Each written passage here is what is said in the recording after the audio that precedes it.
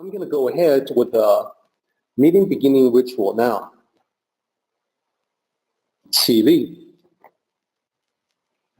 面向佛堂，参加先鞠躬，一鞠躬，再鞠躬，三鞠躬，参加各位的传习鞠躬，开班一鞠躬，请坐下。 Okay, so here we are looking at chapter 10 again.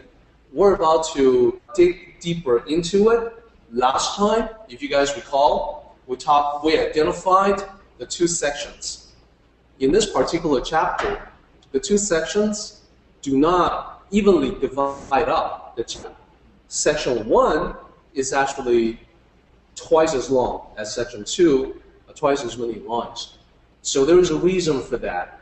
Section 1 itself is further subdivided into three parts, three subsections of section 1. So if you are feeling like you're up to the challenge, I would say that when we take a break, I'll leave this up on the screen.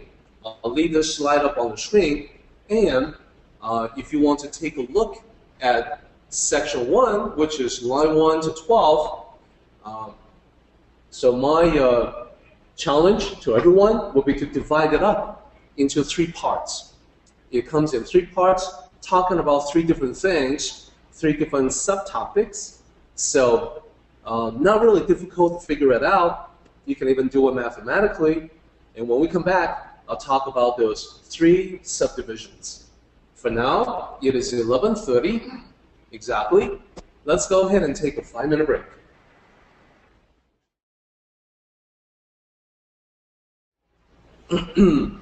Okay guys, let's resume. So how do we approach chapter 10? Well, this is where it's very useful to use the teaching of the Tao that you always begin with the end in mind. In the Tao, the symbol to use is a big circle. In a circle, every point is the beginning but also the end. Like if you describe a complete circle, you come back to the point of the beginning. So in this case, it is very helpful and instructional to take a sneak peek at the very last line. In fact, the very last two characters. So to figure out what is this chapter driving at? Everything, every line in this chapter is in the service of the last line and the last two characters and the last two words in English, mystery virtue. So in Chinese, 哲, 玄 means mysterious, mystical, profound, deep, difficult to understand, and then de means virtue. Virtue, in this case, maps very well to the English word virtue. Virtue can be a human goodness, like being kind is a virtue, being charitable is a virtue, being generous is a virtue. The English word virtue can also be used to mean an inherent power that has not a whole lot to do with the human goodness. So, for instance, I can say, by virtue of being multilingual, he was able to understand the exchange of what was going on. He was able to understand people talking in a different language. So being multilingual is basically a condition of this person's upbringing, his surroundings, not necessarily because he was kind or generous or anything else. It was part of growing up, basically. Or, oftentimes I use the example that when I say, by virtue of being at the right place at the right time, he witnessed the event. Okay, well, him being at the right place at the right time, that's not any kind of a moral goodness. That's just where he happened to be at that time by virtue of that. So what I'm trying to say is, by the inherent power of being at the right place at the right time, he was able to witness the event. So in this case, virtue means an inherent power. This happens to be the exact same way that the ancient Chinese used the term de. It meant both a human virtue as well as inherent power. As a matter of fact, in someone who's a high-level Tao cultivator, virtue, human goodness, and virtue, inherent power, meld into one. It's one and the same in this person. So this is a person who's a sage, who's wise, who's respected, who has a lot of power, but not power in the sense of like conventional concept of power, like authority, the power to fire and hire people like whales, stuff like that. Power like military might, it's nothing to do with that. Power in the Tao has to do with the power that this person has in terms of nurturing other people and influencing other people. So this is still kind of abstract, so I've devoted one slide to talk about mystic virtue to hopefully make the concept more concrete. So the very last line I actually explain first before we delve into every single line. That way, every single line, we can keep the very last line in mind. Oh, in some way, this contributes to mystic virtue. So first, let's explain what mystic virtue is. Here's the slide. So these are the two Chinese characters, Xuan, mystic, De, virtue. So our observation is that sages possess an unusual power. Not the power of position, not the power of wealth, not the power of domination, not the power of military might, not the power of big muscles, but an unusual power, something that is truly great, something that the world doesn't see enough of, and there are 4 components to that power. So the first one is wisdom. So this has to do, so this is the reason why people go to a sage and ask for their opinions. What do you think about this, Master? What do you think about that? They always seem to know what's going on, and they're able to offer insights. They can see more than what other people can see. The word insight literally is the view from the inside. The inside view, the insider's view. So the sage can talk about things as if he has the inside scoop. So they have the answers that elude most people. Also, characteristic of the wisdom of the sages is that once the sage has explained it, how the wisdom is derived at, you're gonna think that, well, that's so easy. I don't know why I needed to ask the sage to know that. It's so simple, and yet before you asked, it's the most difficult problem in the world. So it's always like that. And the next time you're going to be confused about something again, you go back to the sage, and again, somehow, some way, the sage is able to make it so simple, so easy, so clear. Look for that in the people that you interact with. If you are able to have someone in your life who can play that role for you, that you can go to with the most perplexing, the most difficult problems, and only to have them unravel it for you in front of your eyes, that is a valuable person to keep in your life. That is a sage. So, okay, so next one, Wu Wei. So, sages have a great power in that they seem to accomplish great things without doing a whole lot. Now, what is not well known is that the sages themselves are also very diligent and very disciplined. So they work on perfecting their own craft. They reach a high level of skill and ability that makes difficult things seem simple. So they oftentimes don't seem like they have to expend a lot of effort to achieve great results. This is especially true in personal interactions. A lot of times, we would find that being able to communicate, being able to coordinate with people, get them to see our perspective, get ourselves to see where they're coming from, these are some of the most difficult things imaginable. Somehow, some way, sages are able to apply the skills that they have in the Tao with maybe a nudge here, a wink there, a few choice words, and maybe a phrase or two, and suddenly all the pieces fall into place. So again, if you see someone who is able to do that consistently in every aspect of life, that is a sage. That's a sage who has the power of the mystery virtue. And it is not easy to understand how they do that. It is not easy to figure out what is the magic, what is the secret, which is why it's called mystic virtue. It means mystical. So virtue was nature. This is what Chinese people call 德性, where 德 is the same character that you see in mystery virtue, and 性 is nature. So it's literally the nature of virtue, or virtuous nature. So someone who has 德性, that is the person who is able to attract others to them. They don't really need to do anything. Others will go to them automatically. They enjoy being in the presence of this nurturing person, and speaking with this person is a cause of happiness for many people around them. They also have a positive influence to other people, so people automatically are at their best when they interact with a real sage that has mystery virtue.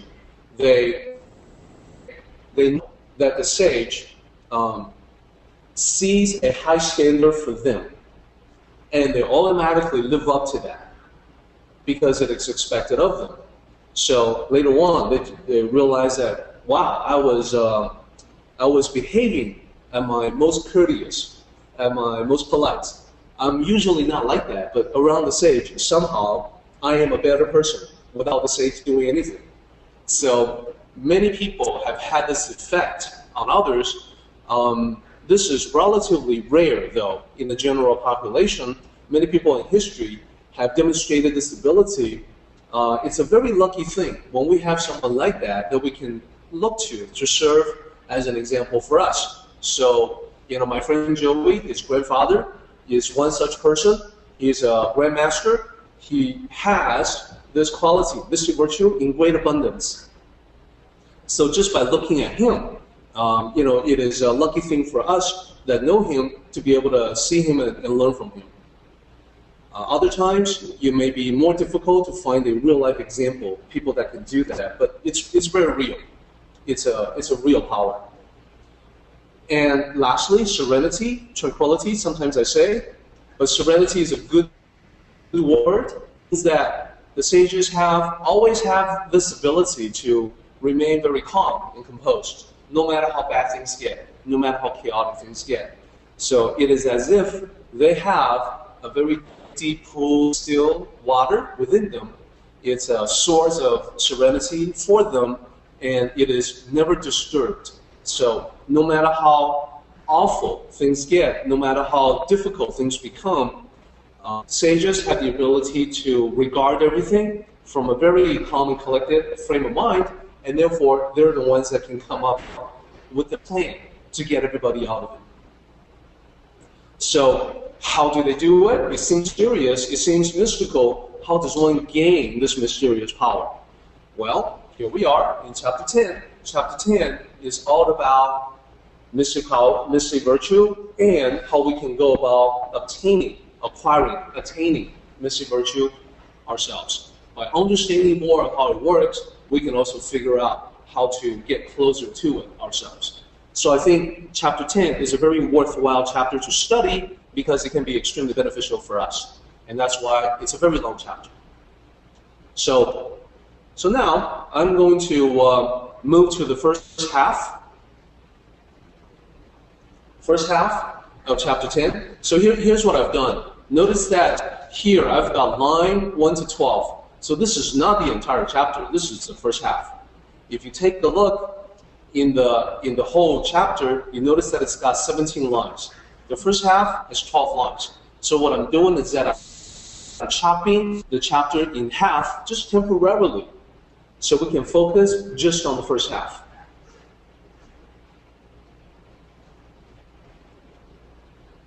So on the first half, I hope everyone has already looked at it and divided it up into 3 parts. So what do you think are the 3 parts? which lines do they correspond to? Any ideas? I've done the work for you by highlighting the first part here. That's the first of 3 parts. So this is not meant to be a trick question. This is a very simple, easy question. No volunteers? Alex? This Alex. I'm going to volunteer you. 12 divided by 3. So Alex says 12 divided by 3 is 4. Yeah. And therefore, we can evenly divide up the 12 lines into 3 parts of 4 lines each. And I would say, yes, that's what I meant previously when I said that you can actually just solve that puzzle mathematically, just by making 3 even divisions. So the first 4 talk about one thing, and then line 5, 6, 7, 8 talk about another thing, and then 9, 10, 11, 12 talk about a third thing. So let's go ahead and attack them one by one. First, last Sunday, we read through the chapter beginning to end. Now, I'm going to read just the 4 lines and then explain what they mean.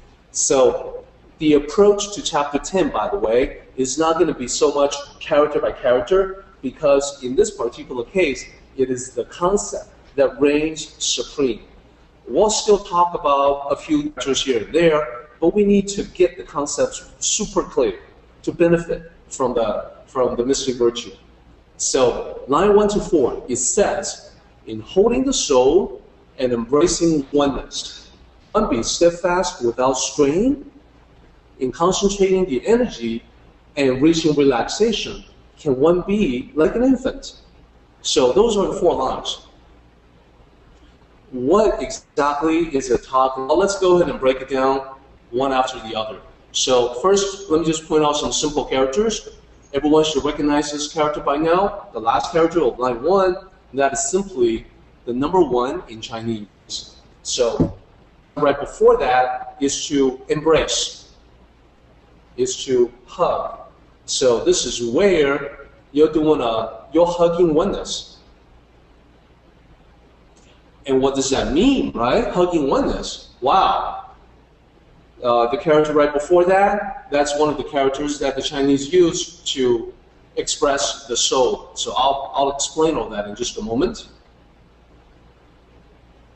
So the third character in line Li, it just means to depart, to get away from, to separate from. In this case, it means to stray from the path. And then we have another common character here, the second character of line 3, qi. That's the chi, qi, as in energy or breath. So to the ancient Chinese, they make the 2 connected, same concept. So someone who has a lot of qi is someone who is able to command a lot of energy. And then you breathing in, breathing out, managing your qi, and allowing the body to breathe in and out and so forth, that is utilizing qi gong. It is the breathing exercise that gives rise to energy. So qi is both breath and energy, breathing and energy.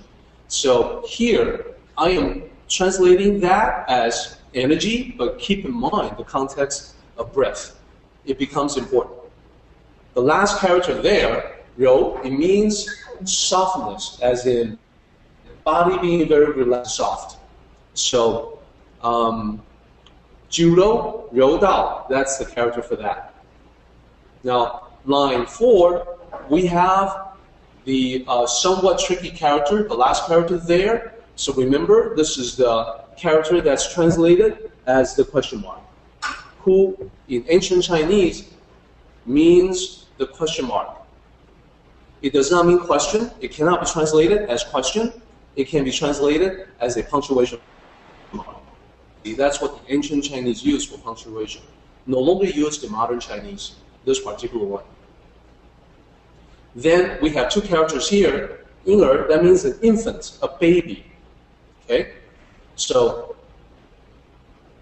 this whole line is more important. The first character means can or able to, and then the second character means similar to, and then there's a question. So the whole line means, can you be similar to an infant? Can you be like an infant?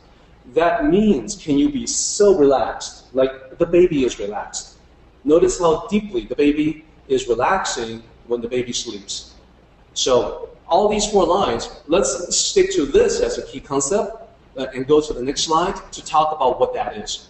Everything here, from line 1 to line 4, is talking about one thing. And that one thing is the meditative state.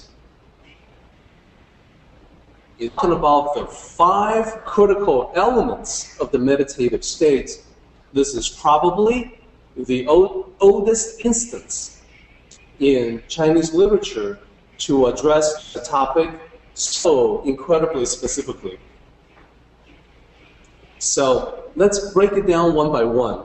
It talks about holding the soul. What is that? Well, that's basically you taking charge of your mind.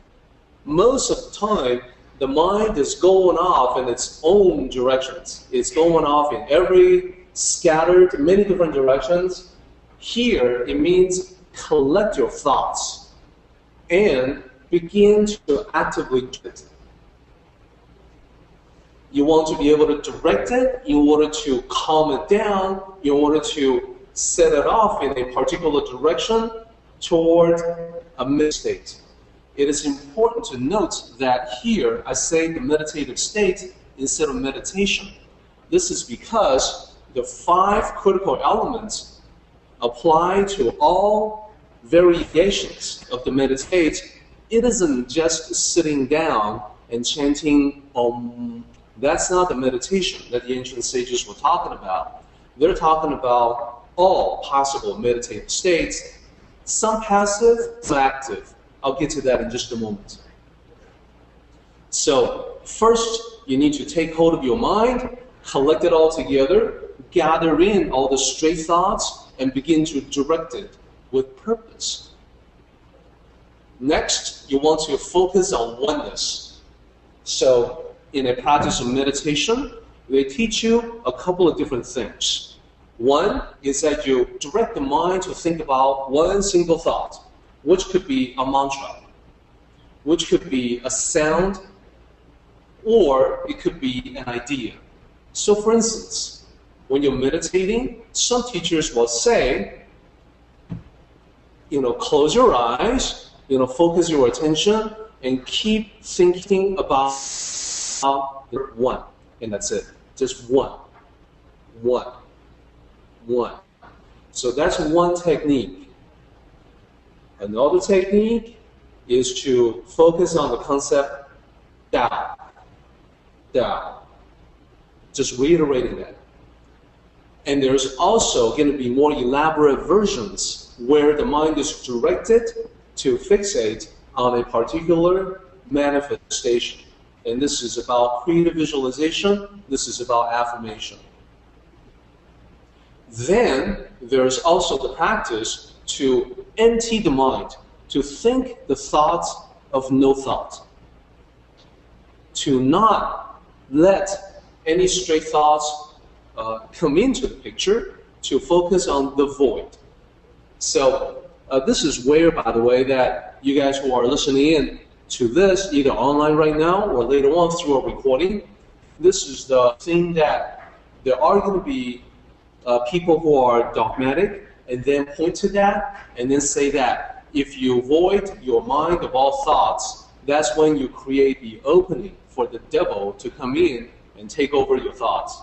So let me just reassure everyone that in fact does not happen. And I'll even go further at the risk of offending some who are listening. There is in fact no Satan, no devil, no adversary. Adversary is the euphemism for that. So there isn't anything that will come in to take over your mind so that you become demonically possessed. That's absolute nonsense. I'll just say that now. Go out on a limb, probably. So focusing on the void, the idea is that the Tao itself is a void. It's an emptiness that is pregnant with possibilities, where so many things, indeed, where everything can emerge. So focusing on the void, focusing on the field of infinite potentiality in infinite emptiness. That's the other. So if you do that, you can always focus on the one thing or the mantra. Number 3, free the mind of distractions. That is, let go of stray thoughts. So here's the way that it works. When you hold on to stray thoughts will come and go.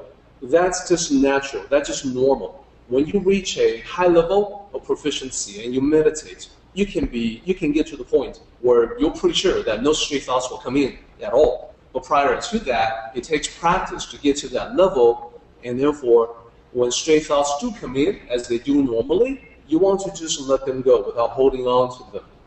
There's a couple of different images that can help you, a couple of different techniques, imageries that can help you do that for yourself. So this is all about meditation. So one way that was taught by a monk is to think about a stray thought that come into the picture as a bird that's flying in the sky. Your mind is like a pond, is like a pool of water that is still, and therefore reflecting everything perfectly. So as the bird is flying overhead, you see the image of the bird reflected in the pool of water. Okay, so remember, the bird is the thought. Then the bird flies away. You don't try to capture it. You don't try to shoot it down. You don't try to detain it. You just let it fly away. The reflection of the bird disappears from the reflection of the pond as well. It's just gone. And you go back to the perfect stillness that you had before, either focusing on the one thing or focusing on nothing at all. Does that make sense, everybody? Okay. Now, another imagery that's been taught by masters of meditation goes as follows. Think about your mind as a stream. This is not a strange concept for us because oftentimes we talk about the stream of consciousness. So it's a stream flowing water, and in the stream, imagine that there's once in a while there's going to be leaves that fall off from a tree and fall into the stream. That's a stray thought. So if you hang on to those thoughts, if you hold on to those thoughts or attach to them, you won't let them go, that is like you set up a grating on the stream. And so all the leaves that flow are caught by the grating. After a while, there's enough leaves, it starts to impede the flow of the water. Okay? So that's what happens when you are attached. When you have attachments, you hang on to those thoughts, you won't let them go. So the better way is to not have that, is to lift away the grating, allow the leaves to continue flowing downstream. So the thoughts, they come and then they go. Visualize the thoughts fall into the stream and then get carried away by the currents. That allows your mind to go back to the state of focusing on either a mantra or the void. So this is what is meant in the chapter as concentrating. Can you concentrate without strain? Strain would be when you are distracted by a stray thought. So if you take a look, this is where we are. Okay? So embracing oneness, that's either a mantra or the void. Holding the soul, directing the thoughts. Steadfast without strain is, is to concentrate on not allowing the stray thoughts to distract you. So that's number 3. Number 4, breathing. So remember, the chi, the energy, is closely tied to breathing exercise. So focusing on the breath the in-breath, pardon me, and the out-breath, inhalation, exhalation. So breathing is central to the practice of meditation. It is tied to so many other things in a human mind. So, for instance, when you undergo hypnosis, that's usually what happens, is that you have to begin to breathe in a particular way. It relaxes you. It is all tied together. And a very good meditative practice is actually nothing more than to calm your mind and then focus on just the sensation of breathing. Putting your whole attention on breathing in, feel how it feels, breathing out, feel how it feels. Carry that out for at least 10 minutes, you will reach a meditative state. So that's another way to do it. So that breathing, if you take a look at the line, that's going to be this line right here, and then we have relaxation, soft, like an infant. So that's the last part here. Relaxation helps you get to a relaxed state of mind. A relaxed state of mind is what allows you to attain the higher levels where you are able to examine yourself inwardly, to attain that self-knowledge and to be more at peace. That calmness comes from this particular practice. So soft like an infant. So I mentioned that this particular teaching covers both the passive and the active. So the passive meditation, this is what you typically see when people are sitting down and they have their hands in a mudra, in some kind of a hand gesture, and then they're closing their eyes, and maybe there's some sort of chant or music going on, and they're meditating that way. That's the sort of the typical conception of meditation. It doesn't have to be like that. You don't necessarily have to have all the trappings. It's okay. You can meditate without wearing a robe. You can meditate without having a setting like that or burning incense. When you become proficient, you can meditate wherever you are, and it doesn't have to have that, mystical Oriental flavor. It can just be something that it can just be time that you spend with yourself. It can be quiet reflection. It's very helpful during the day to slow down every now and then and think, so what has happened today so far? Did I handle everything as I know I should? And in my personal case, usually I have to say, no, you could have done some things a little better. So passive meditative activity, all it means is that the body isn't engaged. The body is not moving. The mind is directed in the ways described in the 5 crucial elements. So in the active form of meditative activity, this can be, for instance, practicing a ritual. So the midday ritual that we practice upstairs, it is meant to be a meditativity. It is meant to be sort of like Tai Chi and Qigong and other disciplines, where the body is in motion, but the mind is tranquil. The body is moving, and your thoughts are stillness. And you direct your thoughts on particular things, like reflecting on past activity or experiencing gratitude. So prior to our time today, so I'm making a practice every Sunday to go to the shrine and to go through my personal mini ritual.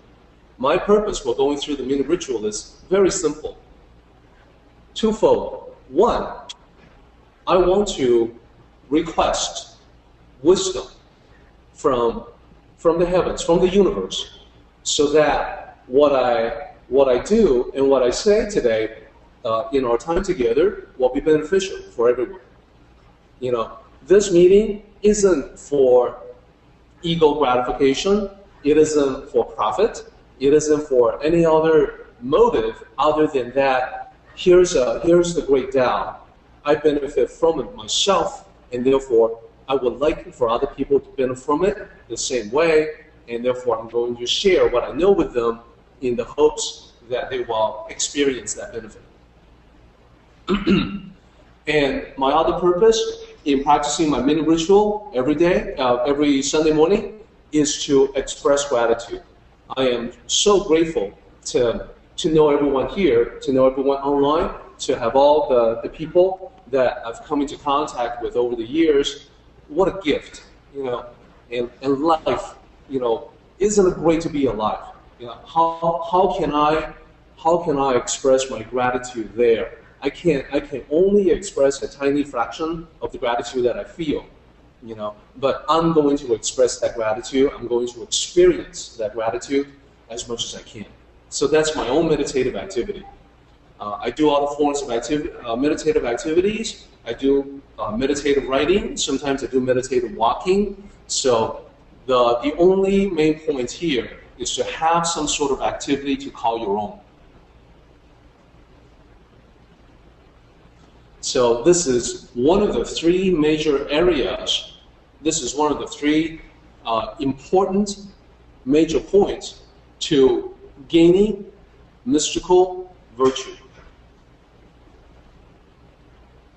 So let's move on.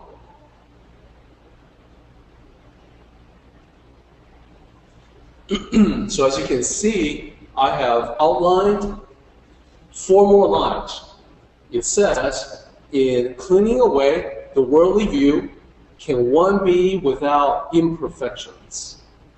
In loving the people and ruling the nation, can one be without manipulation? So earlier today, I was just talking about how there are oftentimes people who are, very well-intended, out of good intentions. They interfere with others, and that counts as a form of manipulation. So it isn't enough just to have pure, positive, good, kind intentions toward other people. You also have to work on the Tao, work on life in a skillful way. To be skillful means you are able to approach others without needing to manipulate them, without needing to interfere with them. So, loving the people, ruling the nation, here I want to just kind of make sure everyone understands that this is not about you being the king or the ruler. This is about you being the king of your own life and the ruler of your own existence. You have absolute power over that, so the idea is to exercise that power wisely. So, worldly view, imperfections. So let's talk about that. Worldly view, in this case, is what we would oftentimes call the conventional wisdom. What most people think, what most people believe. The lowest common denominator is the closest expression to that. So, Tao cultivators will never blindly accept what most people believe. They will always question, always try to figure it out for themselves. So,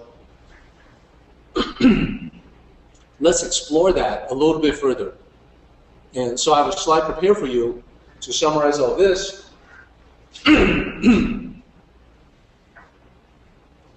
So 2 things. 1, transcend the worldly view. What is the worldly view? It's conventional thinking, it's mental imperfections. This is far away from the mindset of the sage. The sage thinks in ways that are unconventional, yet wise. So what makes it unwise? What makes unconventional thinking unwise? Number 1, surface level understanding, judging a book cover. Haven't we all seen people who do that? Haven't we all done that ourselves?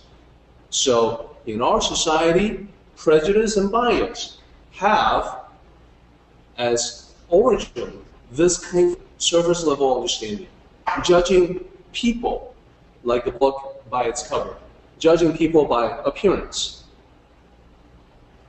The second kind of conventional thinking that counts as mental imperfection, dogma, a stubbornly closed mind. A closed mind that is defensive when meeting up with new ideas. So, In the Tao cultivation, the emphasis is on flexibility, on open-mindedness, without being gullible, but to be able to assess and evaluate new ideas and have the possibility of accepting them and adopting them as your own, but not every idea. So the last one is that the conventional thinking oftentimes goes with what everybody else is doing or thinking. Everybody else is thinking a particular way, and therefore it must be right. So the Tao cultivator questions everything. Oftentimes in our existence, we live under rules that other people invented. A lot of times, these rules are outdated. They don't even make sense anymore, but people still cling to them.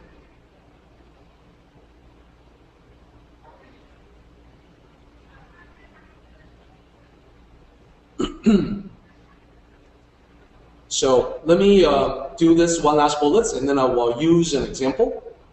I will go into an example, and then do the right thing. Action spring from inner love, radiating outward. So let me go back for just a moment and show everyone.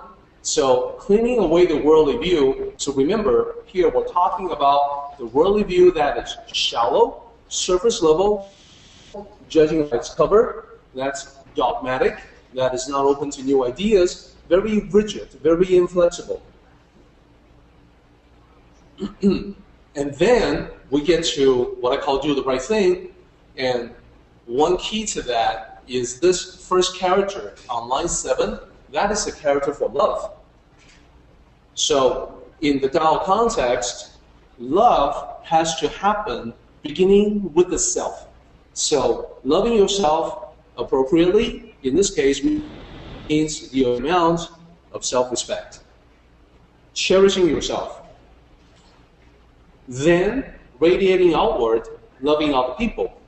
Loving those who are closest to you, members of your family. And then allowing that love to spread outward even more to your friends, to your community, to your coworkers, to perhaps total strangers. So that's the love part. And then refrain from manipulation and interference. You know, other people will do what they do, and there are times when it is appropriate for us to speak a few words with the intent to help. But if we excessively interfere with them, you rob them of the ability to learn from their own mistakes. So let me go back to my key concept. Surface level understanding, judging a book by its cover. So I mentioned that so much of the prejudice and bias in our society comes from this kind of conventional thinking. So here's my remark on that. This is relevant to 4th of July. I have a mini 4th of July talk associated with this. And this springs from Facebook, actually. So judging a Facebook by its cover, I guess. So let me share with everyone that there's a band. You may know this music group called Far East Movement. Anyone know this group? Okay. So they have you guys are probably the wrong age group, wrong demographic. Anyhow, Far East Movement is a group, pop music. They have a bunch of hit songs. They've reached the top of the Billboard charts. Like a G6 is one of their songs, and then suddenly everyone's I know that song. Okay. Anyhow, this group on their Facebook page, they have many fans. They have many followers, as you can imagine. So on their Facebook page, last week they typed in the message, "Happy July the 4th, everyone." Okay. Now, the thing about Far East movements is that it's a unique group in that it's a bunch of Asian Americans, a bunch of Asian American guys, which is different from like every other group. So they are unique in that sense. So when they typed in that message, they have a lot of positive response from Facebook people. Now, here's the thing that we all know about the internet, is that this is where you see the naked truth about what people really think and feel.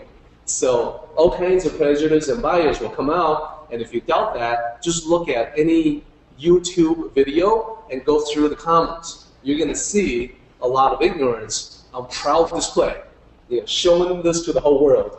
Here's how ignorant I am.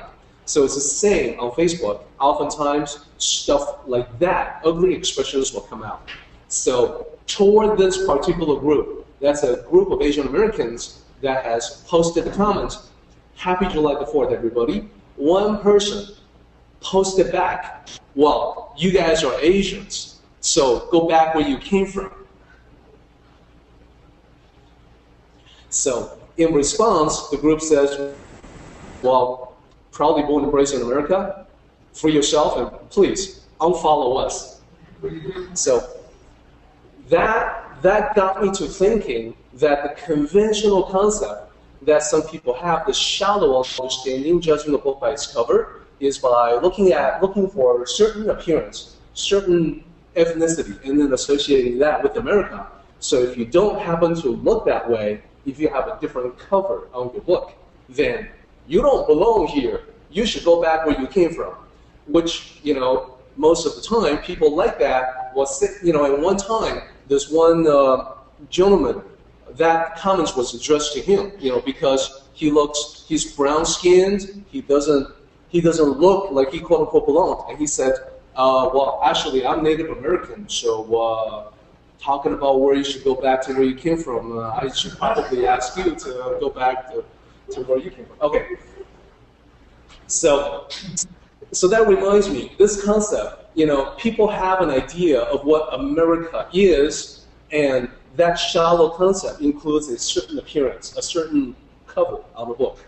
But then I want to say, how would the Tao cultivator see it?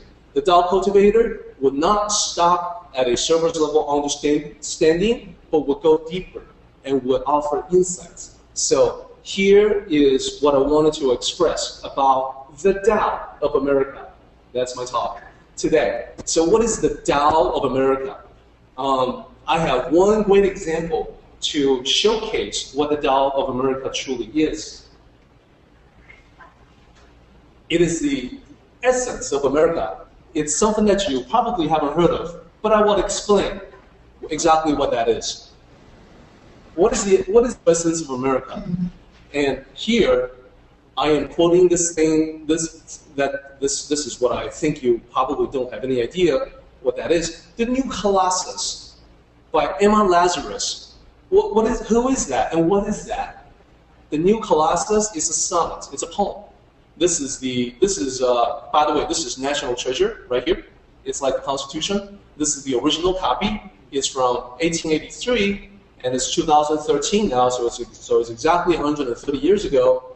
Emma Lazarus was a poet from more than 130 years ago, and she wrote this, the New Colossus. How does this express the true essence of America? What do I mean by the Tao of America? Let me explain. Here's what the poem said, and now the poem goes on quite a bit, but at the bottom of it, this is the part that I want to focus on, and I realize no one can really read what that says. That's okay, I've typed it up for you. Here's what it says. The New Colossus by Emma Lazarus, 130 years ago. Here's the bottom part. It says, "Keep ancient lands, your story pump," cries she. "With silent lips, give me your tired pour. Your huddled masses yearning to breathe free. The wretched refuse of your teeming shore. Send these, the homeless, tempest lost, to me. I lift my lamp beside the golden door." What is that? What does that mean? What does that say? And what does it have, what, if anything, does it have to do with America? Let me explain. First, here's what that is. Now, let me explain. This is the poem that is engraved for the Statue of Liberty These words are uttered by the soul of America, represented by the Statue of Liberty, the goddess of liberty, if you will. Keep ancient lands or story mom. Cried she. Who's she? The Statue of Liberty. Okay? Ancient lands, that's Europe. Silent lips. Why silent lips? Well, she's a statue, everybody. Her lips are silent. Give me your tired, your poor, your huddled masses yearning to breathe free, the wretched refuse of your teeny shore. Who are those? Those are the people that are the predecessors for all of us, the immigrants. So everyone here, everyone present, comes from immigrant roots. So the poor, the huddled masses, the people that Europe and other parts of the world that they don't want, the immigrants. These also happen to be some of the best and brightest. This is what America is built on. So oftentimes, America is referred to as the dream. And that's the American dream. Part of it is the American dream, where immigrants, when they come into this country, they know they have a shot. They have a fair shot at the American dream. Another expression of America is the experiment. That is, there has never been a country quite like this in the history of mankind, where it used to be that a group of people, usually all the same group, same ethnicity, they come together, they become a nation. America is not like any other nation. That this is a country that is composed of the huddled masses, the tired, the poor, people yearning to be free, the wretched refuse of the teeming shores of other places, who are oftentimes also the best and brightest. That is the essence of America. Oftentimes, people talk about America as the empire, and compared to other historical empires, from the past that have collapsed, like the Roman Empire, for instance. So in some respects, we have seen these patterns come and go. It's the same in Chinese history. We have powerful dynasties that grow strong and then collapse, like the Roman Empire. So America, the empire, still has a great deal of influence in the world, even though people have predicted the collapse of the American empire for a very long time. So how is it that this quote-unquote American empire still hasn't collapsed? Well, a lot of it is because of the infusion of new blood, new energy. What is the source of the new blood and new energy? It's the immigrants. That is the essence of America. How do I know it's the essence of America? Statue of Liberty tells me so. It's what she says. Okay? So that's what America truly is, and this is where I want to relate to everyone from last year, that there was I was very privileged to hear a radio talk show where they were just, I forget what the topic was, but there was one caller. What he said, I will never forget. This one caller was calling in from a small town, small town USA, and he said he just had this life-changing, life-transforming experience that he wanted to share with the talk show host. He said that he was driving home on a commute when there was some sort of commotion up ahead. In a small town, you usually don't get traffic as bad as we do here in Southern California. So he was a little bit puzzled. Cars were stopped up ahead, people were getting out of their cars, and he became curious. And also in a small town, folks help one another out. So he got out of his car as well. He went toward the point of commotion to see what's going on and to see if he could lend a hand. So what he saw, he did not expect. What happened was that there was a truck that stopped at an intersection, blocking the forward path of a sedan. In the sedan, there was a couple that was obviously from Middle Eastern origins. They were wearing Middle Eastern garb, and they were sitting there not knowing what to do. The truck that had blocked them, that truck was full of bumper stickers with the American flag on it and lots of different sayings. Within the truck, the driver had rolled down the window and at the top of his volume is pointing at them and cursing this couple sitting in the car. They had no idea what to do. They were afraid, perhaps the driver that had blocked them was about to resort to some kind of violence. Maybe he has a gun, whatever. They couldn't get away because the truck was in front of them, and this was traffic. This was during the commute. Therefore, there was a car to the left, there was a car behind. They couldn't just drive away. So they sat there, the driver and the passenger, not knowing what to do while this is going on. Where the guy pointing at them, very aggressive, accosting them, calling them a whole bunch of names. Then, something incredible happened. The people that had gotten out of their cars, these are just regular, everyday folks, they all went up there and they placed themselves between the truck and the sedan. They said nothing. And the caller, the one who called in to talk about the story, he saw immediately what they were going to do, so he joined them. Together, they stood between the truck and the sedan. No one said anything. Everyone stared down the driver, blocking his view of the Middle Eastern couple.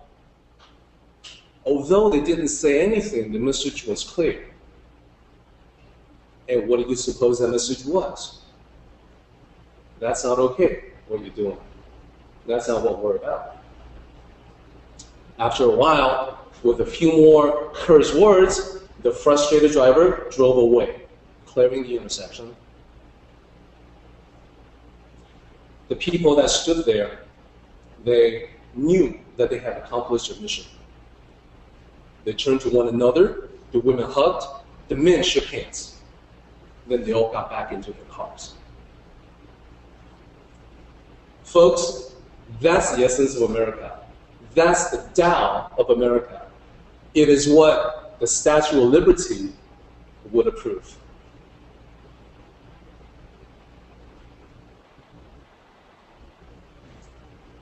All right, so we are now at the end of our time together today, but I wanted to relate that story. I felt that it was especially appropriate for July the 4th. And, if you are here, if you are listening, chances are you are part of this great experiment called America. What a wonderful privilege it is to take part. I want everyone to keep that in mind. Now, let me move quickly to the summary so you don't lose the message from today. So remember, what is mystic virtue? Remember that virtue and power are tied together. And question for you, how is mystical in the Please think about that. And how do you attain this mystic virtue? Well, some sort of meditative reflection will be very beneficial for you. Look at the 5 elements that I have outlined. Be sure that your practice has all 5. So interact with the world like a sage. Do not blindly accept the conventional view. Always try to figure it out yourself. Never stop at the surface level understanding. Always go deeper. What is the essence? What is the Tao? Do that with everything. Think like a sage. Understand what it's like to be in someone else's shoes. Let's go ahead and do the meeting ending ritual, everybody. 起立，面向佛堂，持架3鞠躬，1鞠躬，再鞠躬，3鞠躬，持架规则是1鞠躬，接班1鞠躬。Okay, everybody, we are done. Participate in the Tao meeting by joining us online. For information, go to Taoism.net/Tao